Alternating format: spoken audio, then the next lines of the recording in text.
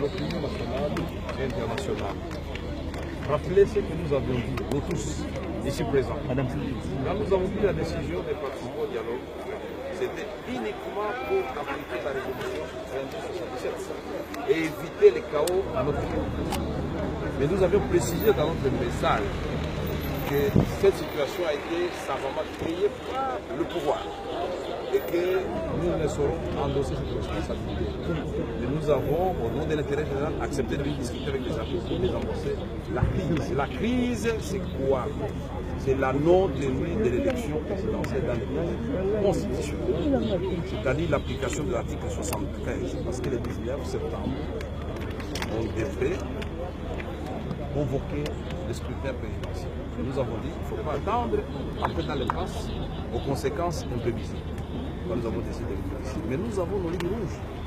Nous les avions rappelées. Ce n'est pas nous qui les disons. Le respect de la Constitution. C'est tout le monde, l'ensemble du peuple congolais, y compris la communauté internationale, y compris nos amis de la majorité du pouvoir, puisque les documents que nous avons produits, le comité de pouvoir, nous protègent. Nous avons dit, ici nous venons pour l'alternance. Le temps que nous allons passer pour les Camerounais, ça doit être pour les besoins de tenir en priorité la présidentielle. Nous avons dit que nous venons ici, pas pour passer notre temps ici. Aujourd'hui, bien entendu, les amis de l'opposition, de la majorité, j'allais dire, viennent nous proposer qu'on commence par les élections locales.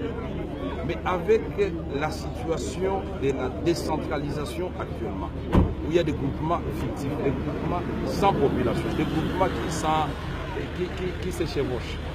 Mais ça va faire combien d'années pour qu'on remette de l'ordre? Nous avons compris que c'est une façon de nous amener dans un chemin sans issue. Et nous avons donc décidé de suspendre notre participation pour que cette question qui est non négociable, que nos amis de la majorité comprennent que la balle est à l'époque. Ils ont créé cette situation de crise politique, ils veulent l'aggraver, ils seront seuls comptables devant la nation. Juste attends, vous n'avez pas rentré. Mais c'est très clair, nous vous disons, s'ils veulent dans 20 minutes pour la plus, ils disent qu'ils est dans la raison. Mais en attendant là, nous suspendons les travaux dans notre commission. Et pourquoi vous avez peur des élections locales? C'est la question mal posée. On n'a pas peur des élections locales. Et alors pourquoi vous acharnez la présidentielle? On ne s'acharne pas non plus, nous restons dans ce que nous avons dit. Les dialogues, c'est un cadre extra-constitutionnel. Et si nous sommes au dialogue aujourd'hui, c'est parce que justement, il y a cette faille au niveau du pouvoir qui n'a pas tenu compte du fait que gouverner, c'est prévoir. C'est-à-dire, on savait exactement bien que l'élection contraignante, pour laquelle le calendrier clair dans la Constitution, c'est l'élection présidentielle. Toutes les élections sont constitutionnelles. Nous n'en disconvenons pas. Mais l'élection ou les délais fixés pour éviter la crise au sommet de l'État, mais personne ne va nous contredire. L'institution emblématique, les garants de la nation, de la sécurité, tout ça, c'est pas le président de la République. Est-ce qu'il n'y a pas une autre solution que... Oui, à suspendre, ce n'est pas exacerber la crise. Pourquoi ne pas combattre avec elle? Très bonne question. Justement, les groupes de soutien, c'est pourquoi nous prenons la communauté internationale à commun, la Malika, tout à l'heure. Il faut que la communauté internationale étudie l'accompagnement. Il y a même l'arbitrage, puisque nous venons ici pour la résolution des Nations Unies, dont le gouvernement n'a pas pu, s'il vous plaît, sont membres.